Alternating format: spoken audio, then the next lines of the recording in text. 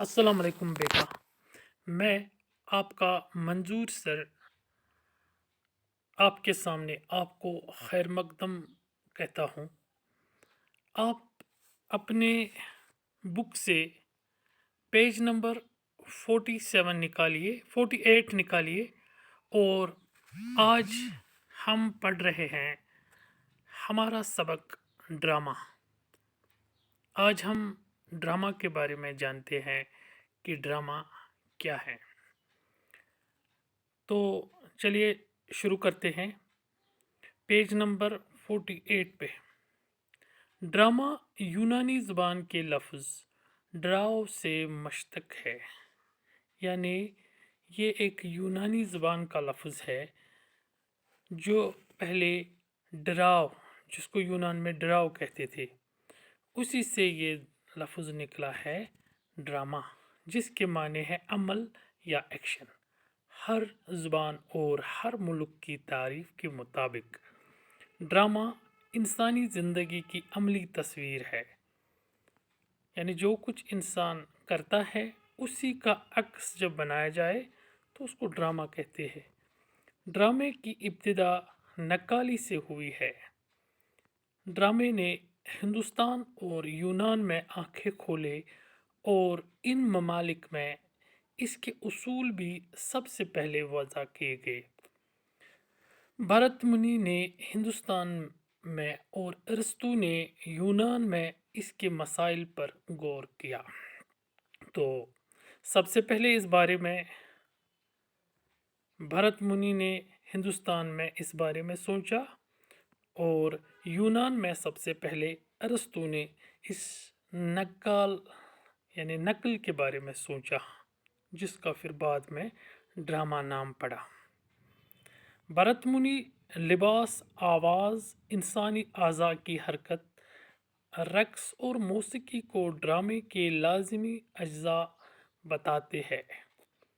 उनके मुताबिक ड्रामे से नाजरीन के दिलों में एक ख़ास कैफियत पैदा होती है जिसे वो रस कहते हैं।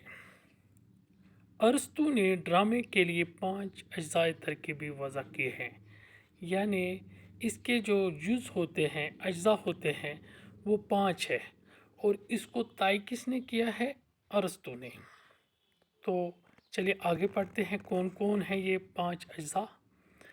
किस्सा, किरदार, मरकज़ी ख़याल, मकालमा और मौसीकी।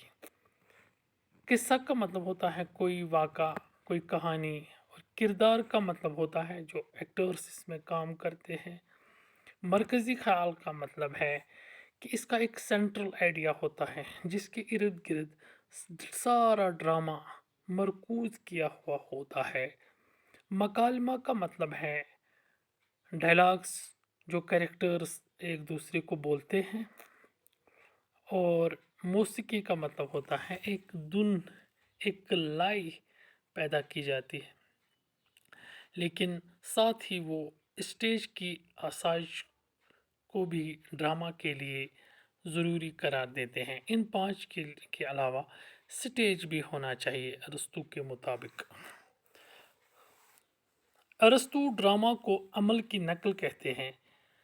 उनके मुताबिक ड्रामा ज़िंदगी की ऐसी नकल है जो अदाकारों के ज़रिए देखने वालों के सामने पेश की जाती है, जो बिल्कुल असली और सच्ची मालूम होती है।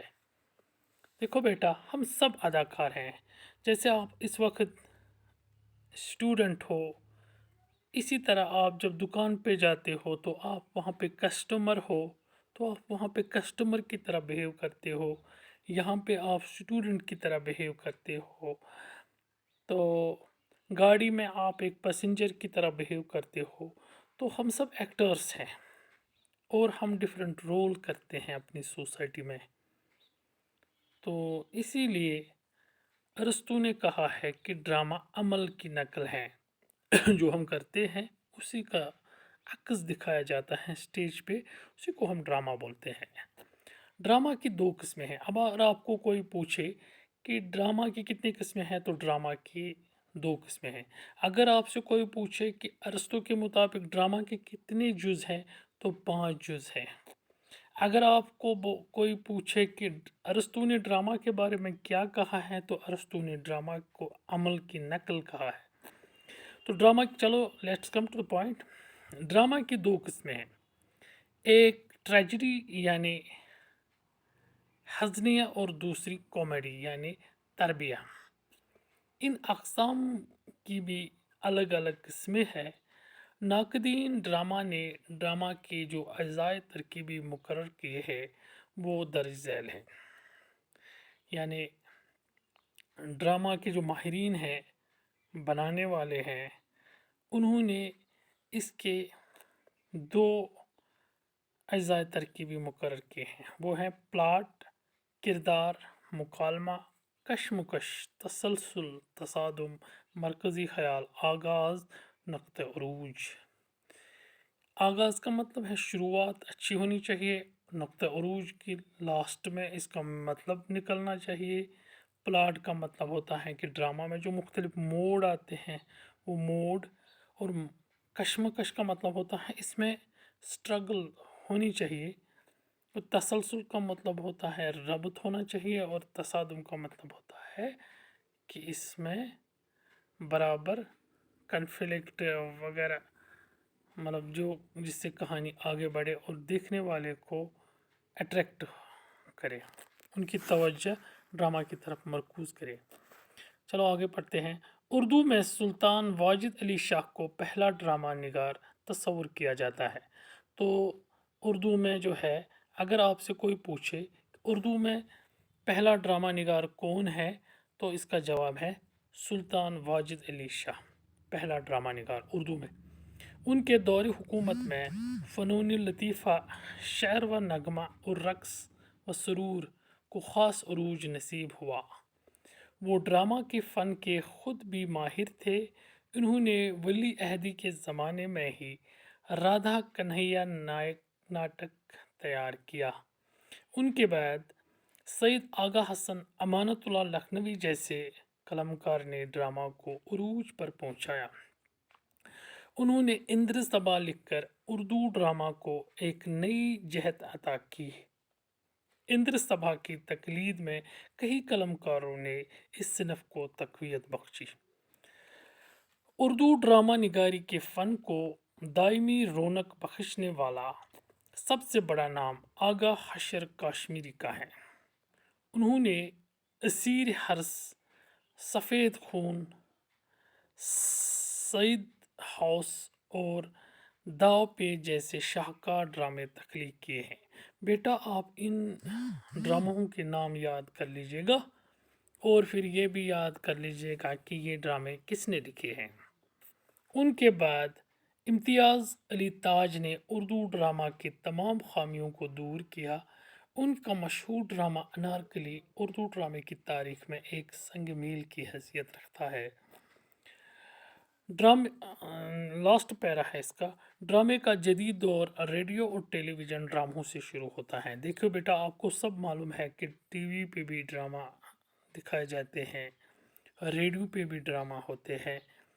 مرزا ادیب کرشن چندر، سعادت حسن منٹو، خواجہ احمد عباس، راجندر سنگھ بیدی، عصمت چغتائی، انتظار حسین، پروفیسر محمد مجیب اور ڈاکٹر محمد حسن جدید دور کے بڑے ڈرامہ نگار ہیں۔ تو یہ نام بھی آپ یاد کر لیجئے گا، کیونکہ جدید دور کے یہی ڈرامہ نگار ہے۔ امید ہے آپ کو یہ لیسن پوری طرح سے سمجھ آ چکا ہوگا۔